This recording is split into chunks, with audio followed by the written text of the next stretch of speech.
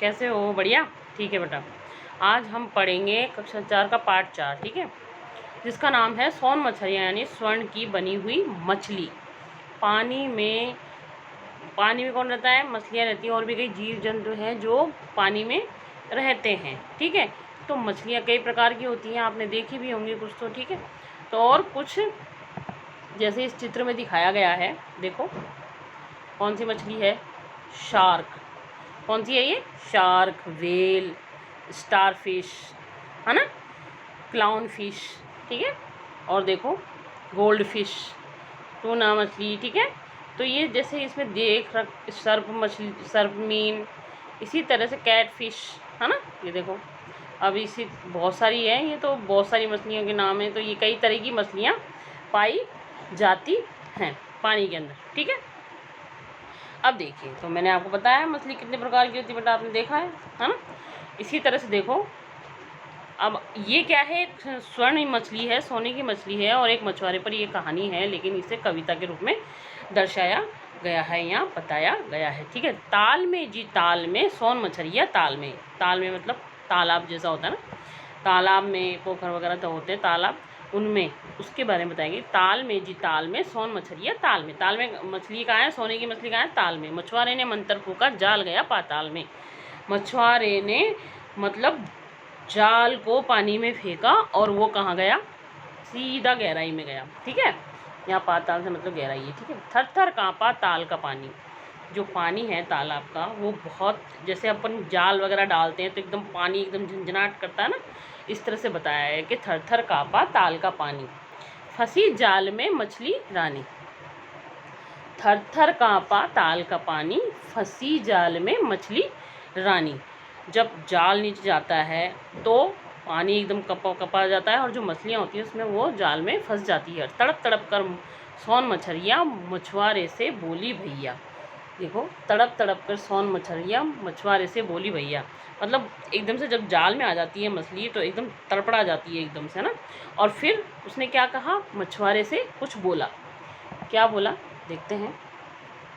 मुझे निकालो, दम घुटता है जाल में। क्या बोली वो?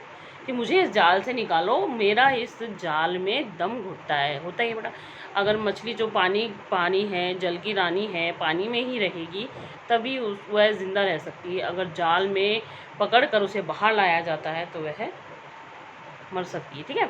तो तड़पड़ा गई वो इस चीज़ से ना, एकदम से जाल में आते उसका दम घुटने लगा। मछुआरे ने सोचा पल भर की ये बोल रही है ना, कहा छोड़ दूं तुझे मैं अगर उठ जाएगा दाना पानी, क्या होगा फिर मछली रानी। मछुआरे का काम है मछली को पकड़ना और उसे बेचना, उसी से ही अपनी वो जीवन मतलब अब कमाता है, जीवन यापन करता है फिर उसके धन से जो कमाता है उससे, ठीक है। तो वो उसका जीवन यापन का साधन हो गया है, ठीक है। तो वह क्या कहता है मछुआरा? देखो, मछुआरे ने सोचा पल भर, कहा छोड़ दूँ। उसने सोचा भी छोड़ तो दूँ, लेकिन अगर छोड़ दूंगा तो क्या खाऊंगा, हाँ, क्या किस चीज़ से कमाऊंगा, इसलिए, है ना। फिर मछली बोली रोती रोती, मछली क्या हुआ? रोती रोती बोली, मेरे पास पड़े कुछ मोती। मछली ने कहा मेरे पास कुछ मोती पड़े हैं, तुम मुझे छोड़ दो जल में और मैं तुमको वो लाकर दे दूंगी। देखो ये लिख रहा है ना इसमें, मछली बोली रोती रोती, मेरे पास पड़े कुछ मोती, जल में छोड़ो ले आऊँगी, सारे तुमको दे जाऊँगी। उसने कहा कि तुम मुझे छोड़ दो और मैं जितने भी मोती मेरे पास हैं वह सब मैं तुमको दे जाऊँगी। बस मछुआरे को मोती देकर जल में फुदकी जल की रानी। वो गई, उसने छोड़ दिया उसे, और उसने क्या किया? उसको मोती लाकर दे दिया और वो तुरंत उसको मोती देके वापस जल में फुदक गई। सोन मछलियाँ मछुआरे की ख़त्म हुई इस तरह कहानी। देखो, उसने उसके ऊपर दया करी तो उसने भी उसका भला कर दिया, है ना। ये कहानी में कितनी अच्छी है। वह सोचा भाई मैं क्या कमाऊंगा, पहले उसने अपनी उस मछली से कहा तो मछली ने कहा मेरे पास मोती है, वो मैं आपको लाकर दे दूंगी और आप उसको ले लेना, है ना। मोती तो बिकते हैं बेटा, बहुत अच्छे महंगे हैं ना।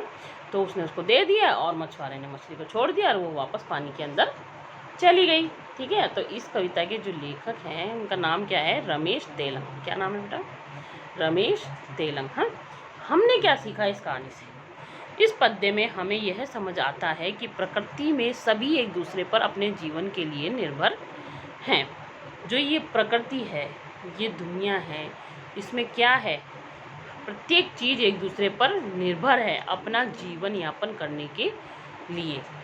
कोई भी व्यक्ति है, अब जैसे मान लो ये मछुआरा ही है, मछली को पकड़ता है, उसको बाज़ार में बेचता है ना, फिर उससे पैसा कमाता है, जब जाके अपना जीवन यापन करता है। तो कोई ना कोई चीज़ किसी न किसी चीज़ के ऊपर निर्भर रहती है। ओके, तो बेटा आपका ये पाठ तो हो गया है समाप्त। अब आप कर लेना शब्दार्थ, ठीक है, सुंदर सुंदर जैसे लिखा हुआ है वैसे ही। और उसके बाद कर लेना कठिन शब्द। एक कठिन शब्द को आपको 2 बार लिखना है, ठीक है, मैं हर बार बताती हूँ और आपको लिखना है, सुंदर सुंदर राइटिंग में लिखना है। बाकी जो क्वेश्चन आंसर हैं, प्रश्न उत्तर हैं, अदर जो क्रियाएं हैं पाठ की, वो मैं आपको PDF के ज़रिए भेज दूँगी और आप अच्छे से कर लेना। लेकिन हाँ, इस कविता को भी आपको बहुत अच्छी तरह से पढ़ना है, ठीक है बेटा, ओके।